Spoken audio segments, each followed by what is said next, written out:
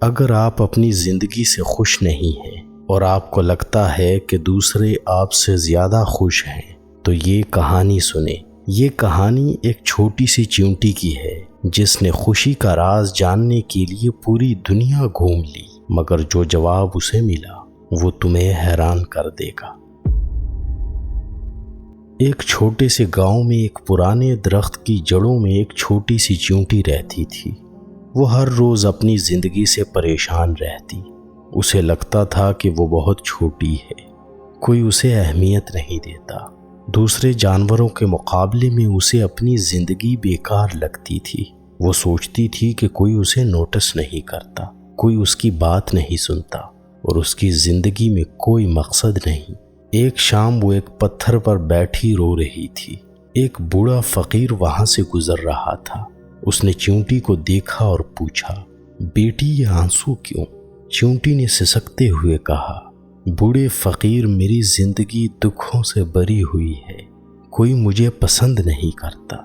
بوڑھے فقیر نے مسکراتے ہوئے کہا، خوشی تیرے دل میں ہے، ہر حال میں خوش رہنا سیکھو، اپنی قدر کرو۔ مگر چیونٹی کے آنسو نہ رکے۔ وہ روتی رہی اور کہتی رہی کہ اس کی زندگی بے معنی ہے۔ آخر کار بوڑھے فقیر نے گہری سانس لی اور کہا، اچھا بیٹی بتا، تو کیا چاہتی ہے؟ اگر تجھے زندگی میں دوبارہ موقع ملے تو کیا بننا پسند کرے گی؟ میں تجھے وہ بنا دوں گا۔ چیونٹی کی آنکھوں میں چمک آئی۔ اس نے فوراً کہا، میں ایک رنگ برنگی تتلی بننا چاہتی ہوں۔ سب مجھے دیکھیں گے، میری خوبصورتی کی تعریف کریں گے اور میں آزاد ہو کر پھولوں پر ناچوں گی۔ بوڑھے فقیر نے سر ہلایا اور کہا، ٹھیک ہے، مگر ایک شرط ہے۔ تو پہلے تتلی سے جا کر پوچھ کہ وہ اپنی زندگی سے کیوں خوش ہے۔ اگر تو خوشی کا راز جان لیتی ہے تو پھر میں تجھے تتلی بنا دوں گا۔ چیونٹی خوشی سے اچلتی ہوئی نکل پڑی۔ وہ ایک پھول پر گئی جہاں ایک تتلی اپنی رنگین پروں کو ہلا رہی تھی۔ چیونٹی نے کہا، اے تتلی، تم کتنی خوبصورت ہو، سب تمہیں دیکھ کر خوش ہوتے ہیں، تم تو بہت خوش ہوگی۔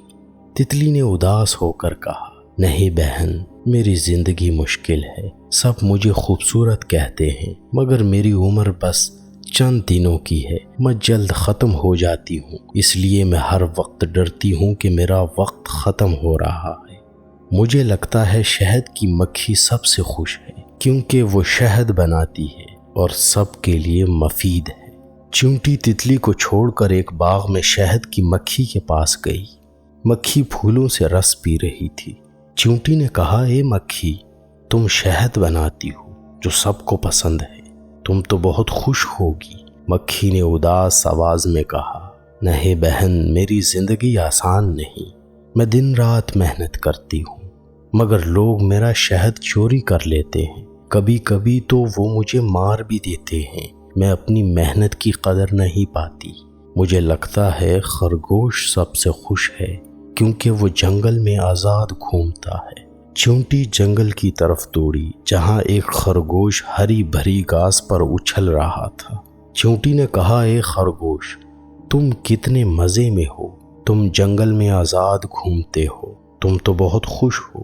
خرگوش نے اپنے کان ہلائے اور کہا، نہیں بہن، میری زندگی اتنی اچھی نہیں، مجھے ہر وقت شکاریوں سے بھاگنا پڑتا ہے، کھانا ڈھونڈنا مشکل ہے اور میں ہر وقت ڈر میں رہتا ہوں۔ مجھے لگتا ہے پرندہ سب سے خوش ہے کیونکہ وہ آسمان میں آزاد اڑتا ہے۔ چیونٹی ایک بلند درخت پر چڑھی جہاں ایک رنگین پرندہ گانا گا رہا تھا۔ اس کی آواز ہر طرف گونج رہی تھی۔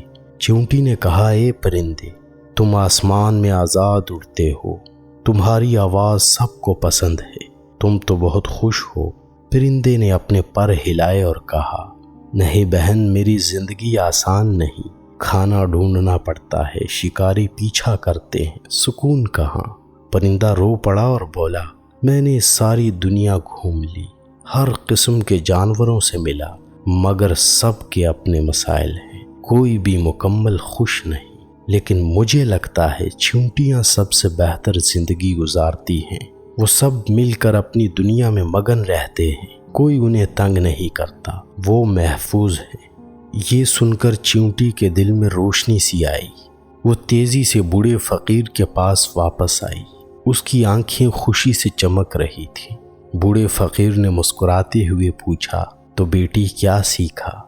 چیونٹی نے کہا، بوڑھے فقیر اب میں سمجھ گئی کہ ہر ایک کی اپنی پریشانی ہے۔ تتلی اپنی عمر سے پریشان ہے، مکھی اپنی محنت کی قدر نہ ہونے سے، خرگوش شکاریوں سے، اور پرندہ سکون نہ ملنے سے۔ میں وہی رہنا چاہتی ہوں جو ہوں۔ اب وہ پہلے سے زیادہ خوش تھے۔